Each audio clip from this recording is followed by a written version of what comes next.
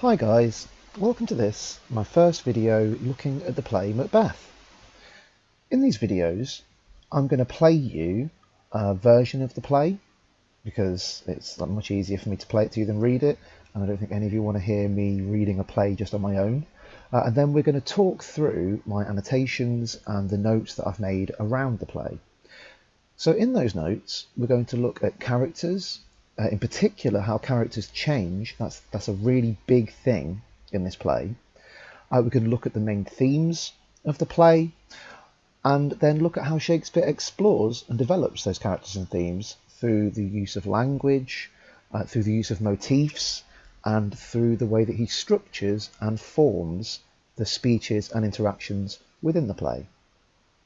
So how these videos are going to go down: I'm going to play you a version of Macbeth, scene by scene, and then once you've listened to the recording, I'll talk through my annotations and the notes that I've made around those scenes. Hopefully by now you've all watched a full version of Macbeth. I shared a full version with you all last week, and if you haven't, can you please pause this and go and watch the full version of Macbeth? It's really, really good. It's a really stripped down performance, the one that I've shared with you, so it's more focused on characters rather than action, which is something that can happen with Macbeth. Is there can be a lot of weight put onto sword fights and the violence and things like that. So I really would recommend you going and watching that before you start listening to these videos. Okay, so in this video we're going to be looking at Act 1, Scene 1 and Act 1, Scene 2. So let's start with Act 1, Scene 1. I'm just going to give you a little overview, and then we'll listen to the recording.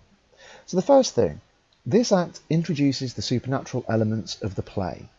The supernatural, and in particular witchcraft, is a massive part of this play, and wherever you see the witches, it's obviously going to be linking with the supernatural.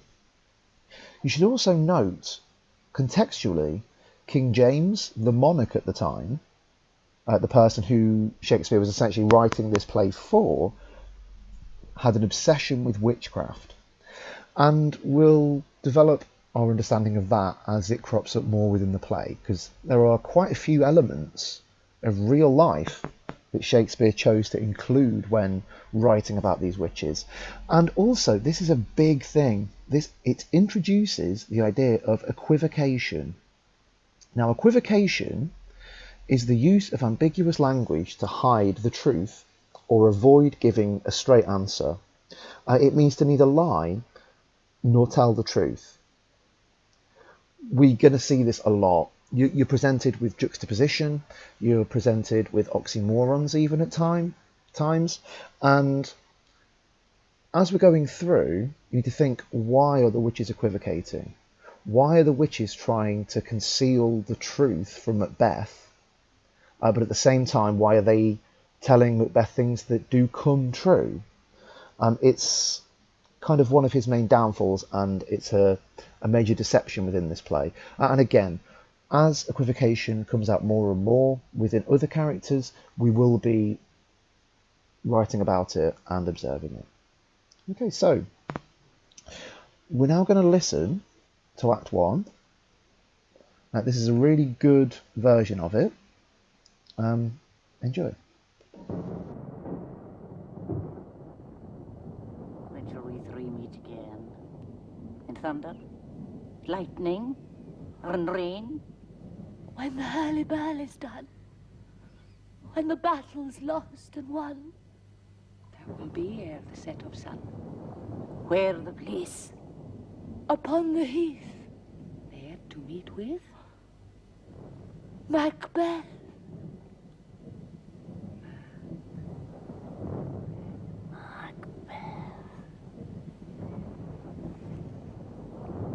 I come, Grey Malkin. Paddock calls. I'm none. Fair is foul, and foul is fair. Hover through the fog and fill the air. Okay guys, so let's start looking at some of this annotation. So in this scene, we've got three witches. They're kind of introducing the idea of witchcraft within the play. And we start with the battlefield. So straight away, the stage direction of thunder and lightning. This is foreshadowing that something bad is going to happen, kind of a little bit like pathetic fallacy. And we're going to see throughout the play that weather is a motif. And we need to consider the symbolism of this weather, and in particular how different types of weather is observed at different points in the play. We then have that backed up with thunder, lightning, or in rain. This all foreshadows misery and the misery that they're going to cause Macbeth, and by kind of link the Scottish people on whole. This is also violent weather, which foreshadows certainly some of the violence within the play. And then we get our first piece of equivocation. So this, when the battle's lost and won. This equivocates because it doesn't say whether it's going to be a good outcome or a bad outcome, whether there will be winners or losers. And indeed, I think this represents all battles and all conflicts in life. You know, there are winners who win the battle, and there are losers who lose the battle. And it's all just a matter of which side are you on. And we see that definitely within this play. The wild and untamed use of nature. They're going to meet upon a heath. Again, nature is a big motif within this play. And then finally, well, not quite finally, but we get this reference, I come Grey Malkin and Paddock calls. So Grey Malkin is a cat and Paddock is a toad. These are what would be known as familiars. And a Jacobean audience would recognise this and understand what they were talking about. It's a little bit difficult for us as a modern audience to understand it because we don't live in a time where people really believe in witchcraft. But at this time, people really did. And so by including it, Shakespeare develops the theme of the supernatural by showing that the witches are behaving in a typical way that witches would behave in. Now, this is a really important quotation to remember, and it's a quotation that we're going to see come up again. Fair is foul and foul is fair. This is another form of equivocation. They're saying good is bad and bad is good. I want you to think a little bit about how is that ambiguous? Where does the ambiguity come in with the phrase good is bad and bad is good? Is it that good behaviour leads to bad outcomes and bad behaviour leads to good outcomes? Is it that good people have it within them to be bad and that bad people have it within them to be good? Whatever conclusion you draw from that, it's a vague statement that kind of outlines the moral grey areas within this play and the ambiguities behind certain characters' actions. And I want you to think about that, you know, as we go through, think about what is this foreshadowing and think about the symbolism behind duality. So that's kind of the language. Now let's think a little bit about the structure. So we can see here, the witches don't talk in iambic pentameter. You should all understand what iambic pentameter is, you know, 5 metrical feet, iambs, so 10 syllables per line, with a stress on the second syllable each time, like 2, 4, 6, 8, 10. Here we have an example of trochaic tetrameter. This is 4 sets of syllables, and the stress is on the first syllable. When shall we three meet again? In thunder, lightning, or in rain, etc., etc. So instantly, they're not talking in the same way that the other characters in this play are going to talk, by and large. We also see that they talk in rhyming couplets. So again, rain, done, won, and sun there, a little added one. But all of this shows that the witches speak using a different speech pattern to all the other characters. This separates them from the characters. You know, these are witches, so they are by virtue social outsiders. But at the same time, it gives it the feel of like a spell or an incantation, developing this idea that they are supernatural. And if you were to think of this as a spell or an incantation, is this them summoning Macbeth? And when the witches meet Macbeth, there's a really interesting thing that I think backs that up, and that'll be on the next video. But for now, just think about how the witches' speech patterns feels and sounds like spells or definitely incantations. Okay, so that's Act 1. So let's move on to Act 2. So in this scene, sorry, not Act 2, Scene 2. In this scene, we have the theme of violence introduced, and we see how Macbeth is a violent character. But the thing to bear in mind, and this goes right back to the beginning, when I say, we need to think about changes and how characters change.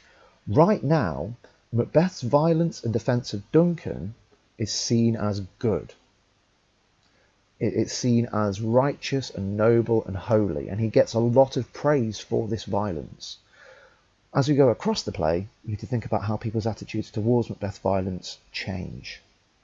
And also this scene develops and introduces the idea of the punishment of traitors, which is another really big theme within this play. Okay, so let's have a little listen to Scene 2. What bloody man is that? This is the sergeant that fought against my captivity. Say to the king the knowledge of the broils thou didst to leave it.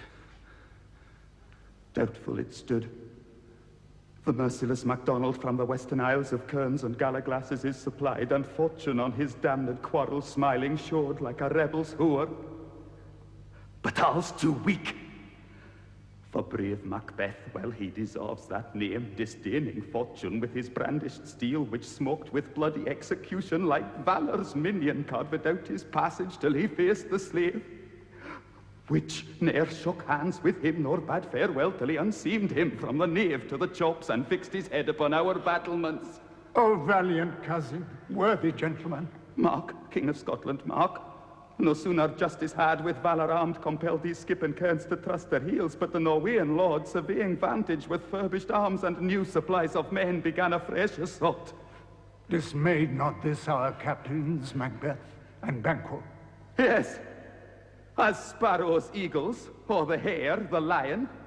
If I say sooth, I must report they were as cannons overcharged with double cracks, so they doubly redouble strokes upon the foe, except they meant to bathe in a reeking wounds or memorize another Golgotha I cannot tell. But I am faint, my gashes cry for help. So well thy words become thee as thy wounds. They smack of honour both. Go, get him, sergeants. Who comes here? The worthy Thane of Ross. What haste looks through his eyes, though. God save the king. Whence camest thou, worthy Thane? From Fife, great king, where the Norwegian banners flout the sky and fan our people cold. Norway himself, with terrible numbers, assisted by that most disloyal traitor, the Thane of Cawdor, began a dismal conflict, till that Bellona's bridegroom, brave Macbeth, confronted him with self-comparisons, point against point, rebellious arm against arm, curbing his lavish spirit, and to conclude, the victory fell on us. Great happiness. That now, Sweno, the Norway's king, craves composition. Nor would we deign him burial of his men till he disbursed at said Combis inch $10,000 to our general use. No more that Thane of Cawdor shall deceive our bosom interest. Go, pronounce his present death, and with his former title greet Macbeth. I'll see it done. What he hath lost, noble Macbeth hath won. Okay, so let's start looking at some of these annotations. So to begin with, the opening statement, what bloody man is this? This introduces the motif. So just to clarify, a motif is an idea that reappears throughout a play or a novel, something that has symbolism and meaning, and in this case, definitely blood has symbolism and meaning. And at this point in the play, blood is used to represent violent honour. the captain, or the sergeant, the name changes. In coming to Duncan, the first thing Duncan notes is that he is covered in blood, and that can only mean one of two things. Either he has been injured really bad in the war, or he has killed lots of soldiers in the war. Either way, to do that in service of Duncan is a really honourable thing. So blood is honourable at this point in the play. That will change. Malcolm, hail brave friend. So the violence in the war is good, brave, friend, all that kind of stuff. Broil to mean fight. So now the captain's actual speech. The captain is talking about Macbeth and Banquo fighting the King of Norway and the traitor MacDonald. But just before we do, let's cover the rhyme scheme of the captain. So the captain talks in iambic pentameter. So this is a structure, as I said before, 5 metrical feet, 10 syllables per line, and it represents his excitement at their victory. Iambic pentameter is a form used for higher characters and higher events within Shakespeare's play. You'll see the witches speak in not iambic pentameter. In other plays, the nurse in Romeo and Juliet doesn't use iambic pentameter. The porter, as you'll see in this play, doesn't use iambic pentameter. These are lower characters. But the captain is somewhat of a lower character, but he's so excited and passionate about the victory and about seeing Macbeth and Banquo fighting that he kind of slips into this higher way of talking. But within that, we're going to see this, metrical pauses, kind of caesuras within lines that break up the speech. And I think that is an indication that the captain found it difficult to talk, possibly because he is wounded. So things like here, as two spent swimmers do cling together and choke their art, full stop, the merciless MacDonald. It breaks up the iambic pentameter feel, and yeah, I think that's the reason. So now on to what the captain actually says. So he talks about MacDonald being merciless, and this represents attitude towards traitors, that MacDonald didn't have an ounce of good within him. He wasn't able to give mercy to troops or his own troops because they all end up being killed. So the multiplying villainies of nature do swarm upon him. So this is the idea that MacDonald attracts the evils of nature. So like storms or plagues or all of that kind of stuff, the villainies of nature. And this is in some way a consequence of his treason. So hopefully you have looked into the Great Chain of Being. If not, just really, really quickly, the Great Chain of Being is the Elizabethan Jacobean idea that there is a hierarchy to everything in life. And at the top of that hierarchy is God, and then it is the king, and then it is the nobles, and then it will be the business owners, and then the peasants, and then the animals. That's the natural order. And anybody working against someone higher in that order is essentially committing treason upon God, and God will punish that. So if a noble were to attack a king, then that noble is essentially saying, God, you were wrong to choose that king, and God would push a punishment on them. This is the multiplying villainies of nature. And yeah, it's the consequences of treason, because if nature is then attacking MacDonald, that shows that God is displeased and he's, trying to get his revenge. All of this foreshadows the eventual downfall of Macbeth and what will eventually happen to him. Okay. So then we have a reference to fortune. This is fate. Fate's another motif within this play. On his damned quarrel smiling. So this is that, he was a little bit lucky in the battle, that MacDonald was despite these villainies of nature, he was experiencing a little bit of fortune, but then Macbeth comes in, and all's too weak for brave Macbeth. This is the first proper positive view of Macbeth's violence. So, well, he deserved that name. Disdaining fortune, that Macbeth was going against fate that day. that Macbeth was throwing his own safety and his own well-being to the wind in defence of Duncan. And he's brandished it, which smoked with bloody execution. So here's a metaphor showing his violence, and again the reference of blood, and blood linking with the idea of honour. And then execution. So this is violence in the name of the king. So it makes it legal. At this point, if you were a criminal, if you were a murderer, you would be executed. We need to think about how the language around violence changes in this play. And right now, this is violence in the name of the king. It's backed by the state. It is allowed. Execution.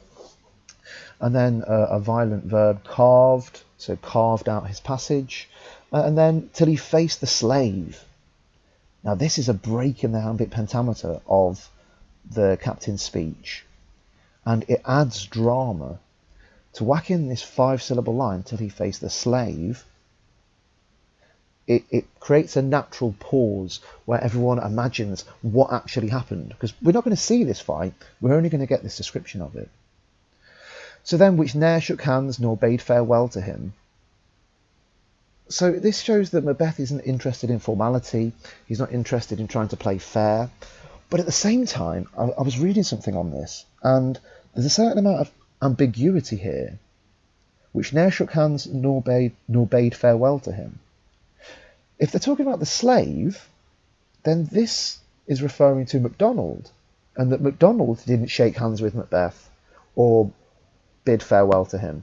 But we don't know. We don't know 100% which character they're talking about, because then it says, till he unseamed him from the knave to the chaps. Well, if he's talking about the slave there, then that would mean that MacDonald would kill Macbeth, but Macbeth kills MacDonald. All of this ambiguity leads us to question who is really in control of the situation, who has agency, who is the person that is committing these acts. It's really confusing at times, but that confusion leads to the sense of unease that people have within Macbeth. So now we have this, till he unseamed him from the knave to the chaps. So this is the idea that he stuck a sword into him and then ran it up his body. So the navel being your belly button, the chaps being your chops, your mouth. And this is the punishment of traitors. This is the violence that goes with the punishment of traitors. It was, totally allowed, and shows Macbeth to be a very, very, very violent person. But we also have this little reference to clothes. The idea that he unseamed him. A seam is something within your clothes. So clothes is another motif within this play, and clothes equal power. We need to think from that perspective. Throughout the whole play, references to clothes are references to power, because at this point, clothes would be robes, and clothes would indicate certain titles. So if you were a king, you dressed a way. If you were a baron, you dressed a certain way, and all of that. So to unseam MacDonald means to remove MacDonald's power and title. Macbeth is killing MacDonald, and in doing so, he removes the power that he has, he removes the title that he has. Okay, we'll see a lot more references to clothes as we go along. And fixed his head upon our battlements. So this is the violent end of a traitor. Again, this is more foreshadowing. Remember that Macbeth cut the head off of a traitor when fighting for his king. That's a real big point that we'll see right at the end of the play. I think you can kind of guess what I'm getting at. So then the captain talks about shipwrecking storms and direful thunders. This links to the witches and the supernatural, as we will see within the next scene. Okay, moving on. So the captain refers to justice being Macbeth's killing of MacDonald, again backing up the idea that Macbeth was behaving honourably and correctly. And now we have some real nice imagery. When asked, were Macbeth and Banquo scared? The captain says yes, as sparrows eagles, or the hare the lion. The idea that Macbeth and Banquo were as scared of the Norwegian forces as eagles were of sparrows, or lions were of hares. And the imagery of animals used here, we've got weak animals and strong animals, and weak animals and strong animals. They are shown as powerful predatory animals against weak prey. And again, it just backs up the idea that Macbeth and Banquo, violent, strong guys. And then we have more references to war, as cannons overcharged with double cracks, showing explosive violence, showing the realities of war. And then finally, we get this reference to they meant to bathe in reeking wounds or memorize another Golgotha. So this is to bathe in the blood of their enemies, the idea that they wanted to cause so much death and carnage that they could bath in the blood that was being kind of released from all of these wounds. And then finally, this Golgotha. This is a nice point to make if you can remember it. So Golgotha was the scene of Christ's crucifixion, but at the same time, the scene of a crucifixion is an incredibly bloody and violent scene. Generally, what would happen with bodies that have been crucified is they would kind of bake on crucifixes because it was so hot, and once you were dead, that would then start to cook. And so when bodies were pulled down off of crucifixes, they would generally fall to pieces. There are other symptoms of being crucified to do with poo and things like that. I won't get into it now. If you ask me in class, I'll give you more of a description. But definitely, that Golgotha, I think it's more than just the scene of crucifixion. I think because it was such a violent and bloody place. And also, you know, at the same time, it was an affront to God. To murder Jesus, to crucify Jesus, was kind of going against God. And we're going to see characters going against God within this play. And then the last thing that the captain says, my gashes cry for help. He personifies his gashes, he personifies his wounds, and there is honour within that. Honour that is then backed up by Duncan. He says, thy words become thee as thy wounds, they smack of honour both, showing more honour in violence, and that his wounds smack of honour, but also Macbeth's deeds smack of honour. So generally, this is building up a picture of Macbeth as a loyal fighter, a competent fighter, a very violent man, but that violence is all overlooked because it is done in the service of Duncan. And I want you to think, make a note right now, how will attitudes to Macbeth's violence change?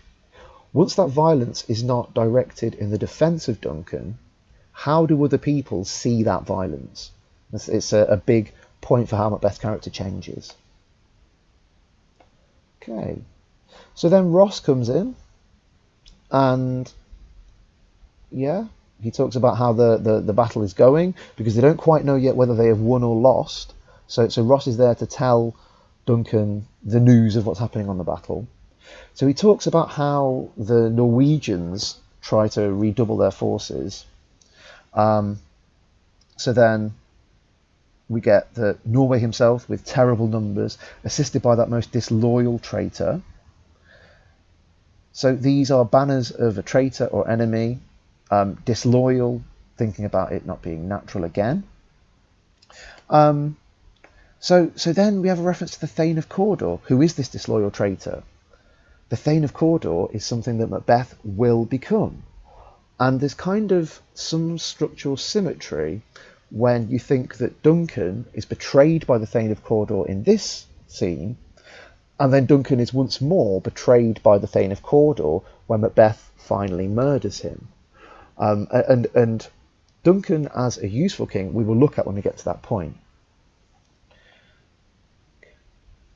Keep going. So Macbeth is, again, it's very ambiguous as to whether it's Macbeth that is confronting this person, but confronted him with self-comparisons, point against point, rebellious arm against arm. So this is the idea that in battle they are matched. But it also might foreshadow how Macbeth will become Cawdor. If it is Macbeth that he's talking about here, let's just double check.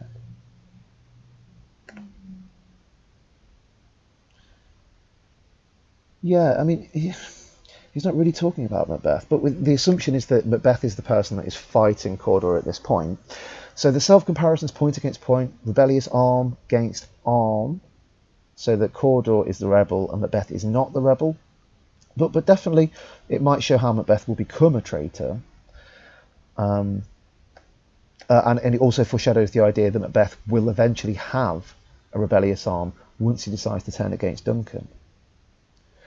We then get some references to the realities of war, the fact they wouldn't let them bury their dead, all that kind of stuff.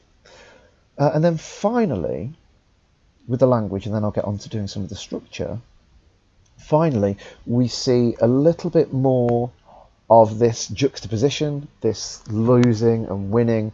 Duncan says, what he hath lost, noble Macbeth hath won. So this links with when the battle's lost and won. In some way, he's echoing the witch's words. But I think this talks more about the duality of war. And do you remember that I mentioned the realities of war? There are winners and losers. And in this, Macbeth happens to be on the right side, and Macbeth wins because he's on the right side. He is following the great chain of being. He is acting within accordance to God's wishes, and he's defending Duncan. So he wins. Cawdor, on the other hand, is a traitor, and so he loses. We also, noble Macbeth, please remember that quotation. That shows Duncan's attitude towards Macbeth at the very beginning. And then finally, structure-wise. Duncan talks in iambic pentameter. The key thing to note is that he uses the heroic couplet. In this scene, Duncan is using heroic couplets. These are rhyming couplets written in iambic pentameter, usually marking the end of a scene. And we can see two of them here. Duncan does this one here.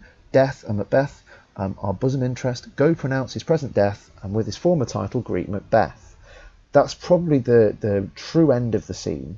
But then Ross interjects, I'll see it done, and Duncan takes the opportunity to heroic couplet it again. What he hath lost, noble Macbeth hath won. The key thing to bear in mind is that heroic couplets, they show control. If you're the person that closes the scene, then the idea is that you have control of that scene, and everything that you wanted to happen happens within that scene. Where the heroic couplets are missing, as we'll see later on, it may indicate loss of control, loss of power, and things not going to plan. But right now, where Duncan is, everything is good. He's won the war. Macbeth's fought in his corner and come out on top. So Macbeth's going to get rewarded, and everything is fine. And just before we finish, I just want you to think about this and make some notes. How is Duncan presented as a king? Particularly considering dualities. Are there good parts to Duncan? Are there bad parts to Duncan? Okay, I think that will become more obvious as we move on. Right guys, so that's the first video done. I'll be trying to produce these videos a little bit quicker because I'm only going to be covering short sections of the play. Okay, well, thanks for listening. Bye bye.